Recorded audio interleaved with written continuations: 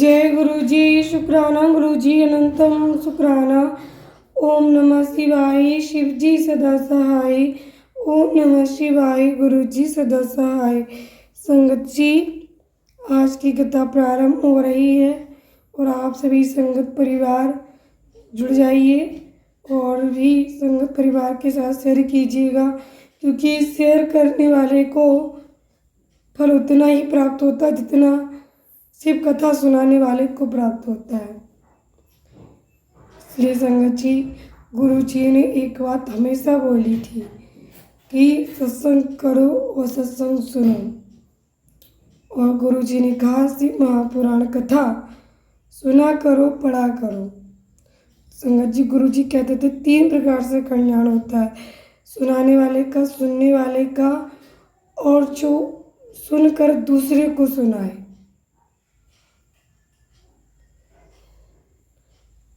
संगत जी, आज की कथा प्रारंभ करते हैं गुरु वंदना के साथ। गुरुर्ब्रह्मा गुरुर्विष्णु गुरुर्देवो महेश्वरा, गुरुर्साक्षात् परब्रह्म तस्मै श्री गुरुवे नमः। यति के अंत्येष्ट कर्म की दशा पर्यंत विधि का वर्णन। महादेव जी बोले, जो मुक्त यति हैं उनके शरीर का दाह कर्म नहीं होता, मरने पर उनके शरीर को गाड़ दिया जाता है। ये मैंने सुना है।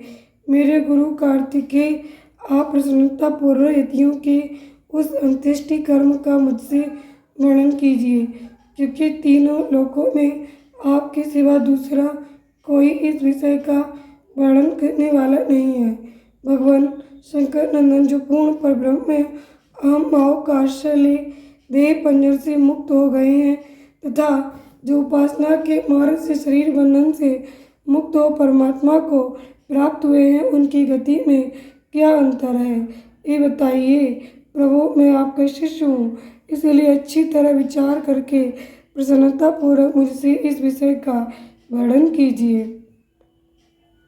स्कंद ने कहा, जो कोई यति समाधिस्थ हो शिव के चिंतन पूर्वक अपने शरीर का परित्याग करता है, वह यदि महान धीर हो तो परिपूर्ण शिवरूप हो जाता है। किंतु यदि कोई अधीर चित्त होने के कारण समाधि लाभ नहीं कर पाता तो उसके लिए उपाय बताता हूँ, सावधान होकर सुनो। वेदांत शास्त्र के वाक्यों से जो ज्ञाता ज्ञान और ज्ञेय इन 3 पदार्थों का परिज्ञान होता है, उसे गुरु के मुख से सुनकर यति एवं नियमादि रूप योग का अभ्यास करे। उसे करते हुए वह भली भांति शिव के ध्यान में तत्पर रहे। उन्हें उसे नित्य नियम पूर्वक प्रणव के जप और अचिंतन में मन को लगाए रखना चाहिए। मुने, यदि देह की दुर्बलता के कारण धीरता धारण करने में असमर्थ यदि निष्काम भाव से शिव का स्मरण करके अपने जीर्ण शरीर को त्याग दे, तो भगवान सदाशिव के अनुग्रह से नंदी के भेजे हुए विख्यात 5 आतिवाहक देवता आते हैं। उनमें से कोई तो अग्नि का अभिमानी, कोई ज्योतिपुंज स्वरूप, कोई दिनाभिमानी, कोई शुक्ल पक्ष अभिमानी और कोई उत्तरायण का अभिमानी होता है। ये 5 सब प्राणियों पर अनुग्रह करने में तत्पर रहते हैं। इसी तरह धूमाभिमानी, तम का अभिमानी, रात्रि का अभिमानी, कृष्ण पक्ष का अभिमानी और दक्षिणायन का अभिमानी, ये सब मिलकर 5 होते हैं। ये 5 विख्यात देवता दक्षिण मार्ग में प्रसिद्ध हैं। महामुने वामदेव, अब तुम उन सब देवताओं की वृत्ति का वर्णन सुनो। कर्म के अनुष्ठान में लगे हुए जीवों को साथ ले वे 5 देवता उनके पुण्य व स्वर्गलोक को जाते हैं और वहाँ यथोक्त भोगों का उपभोग करके वे जीव पुण्य क्षीण होने पर पुनः मनुष्य लोक में आते हैं तथा पूर्ववत जन्म ग्रहण करते हैं। इनके सिवा जो उत्तर मार्ग के 5 देवता में भूतल से लेकर ऊर्ध्व लोक तक के मार्ग को 5 भागों में विभक्त करके यति को साथ ले क्रमशः अग्नि आदि के मार्ग में होते हुए उसे सदाशिव के धाम में पहुँचाते हैं। वहाँ देवाधिदेव महादेव के चरणों में प्रणाम करके लोकानुग्रह के कर्म में ही लगाए गए वे अनुग्रहकार देवता उन सदाशिव के पीछे खड़े हो जाते हैं। यति को आया देख देवाधिदेव सदाशिव यदि विरक्त हो तो उसे महामंत्र के तात्पर्य का उपदेश दे।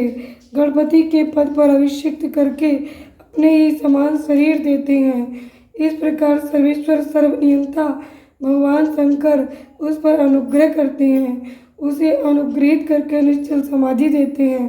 अपने प्रति दास्य भाव की फलस्वरूप तथा सूर्य आदि के कार्य करने की शक्ति रूपा ऐसी सिद्धियां प्रदान करते हैं जो कहीं अवरुद्ध नहीं होती।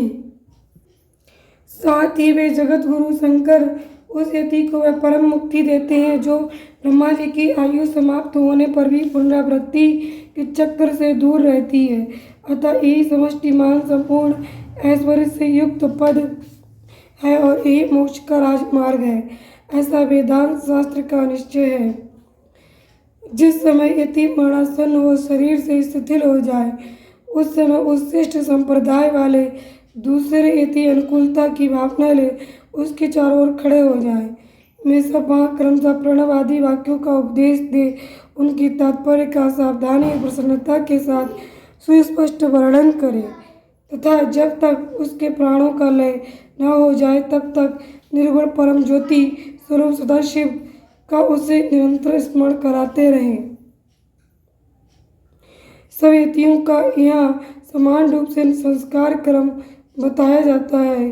सन्यासी सब कर्मों का त्याग करके भगवान शिव का आश्रय ग्रहण कर लेते हैं, इसलिए उनके शरीर का दाह संस्कार नहीं होता और उसके न होने से उनकी दुर्गति नहीं होती।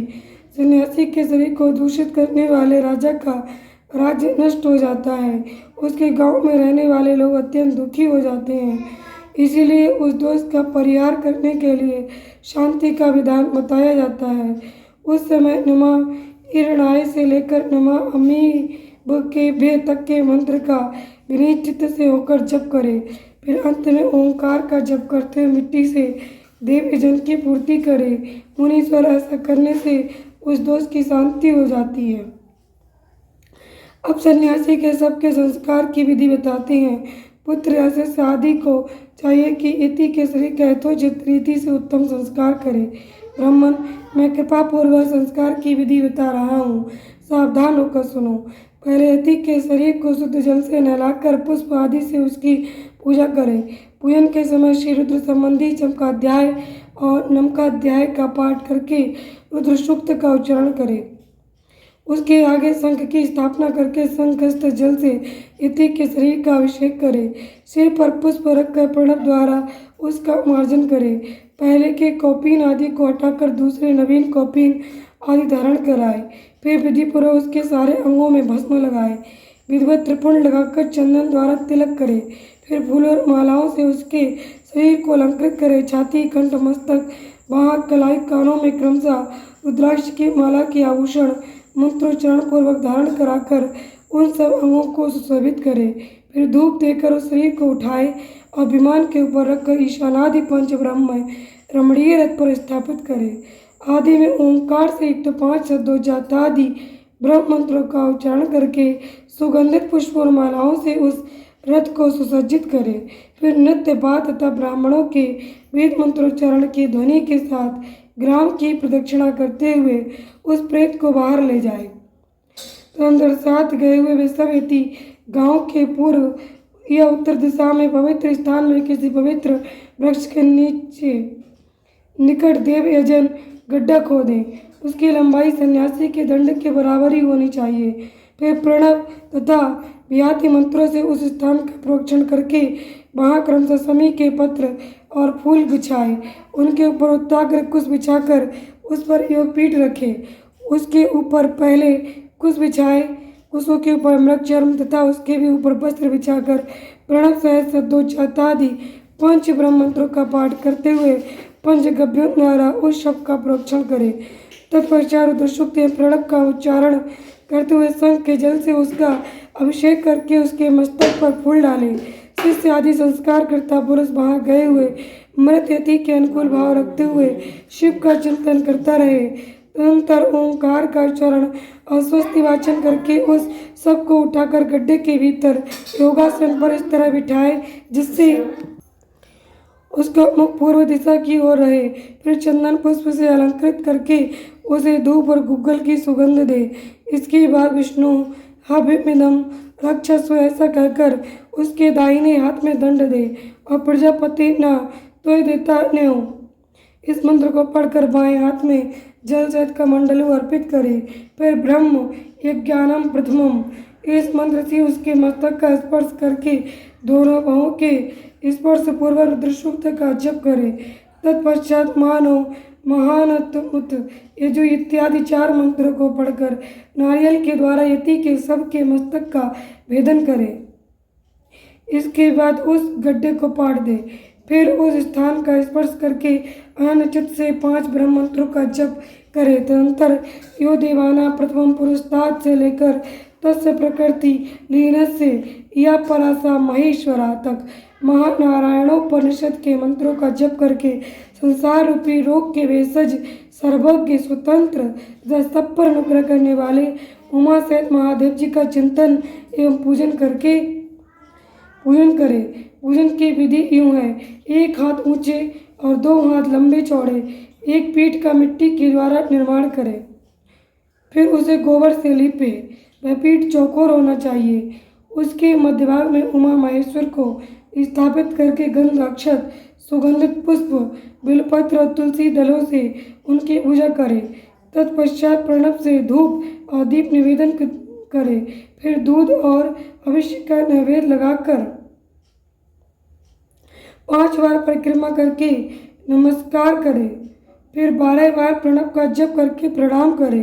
तो अंतर ब्रह्मीभूत यति की तृप्ति के लिए नारायण पूजन बलिदान घृत दीपदान का संकल्प करके घृत के ऊपर मृणमय लिंग बनाकर पूर्व सूक्त से पूजा करके घृत मिश्रित पायस की बलि दे। घी का दीप जला पायस बलि को जल में डाल दे।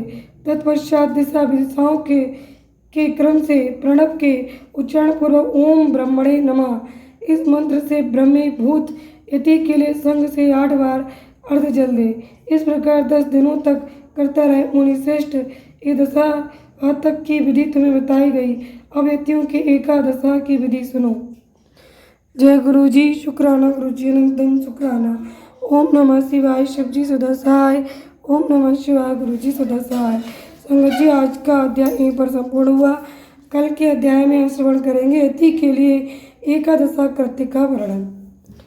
संगत जी ये उन लोगों के लिए होता है जो शैव शास्त्र के अनुसार भगवान शिव के आश्रय में यति बनते हैं। संगत जी आप और आपका परिवार सदा स्वस्थ सुखी समृद्ध रहे। उमा महेश्वर हमारे गुरु महाशिव की अनंत कृपा सदैव आप सब पर बनी रहे।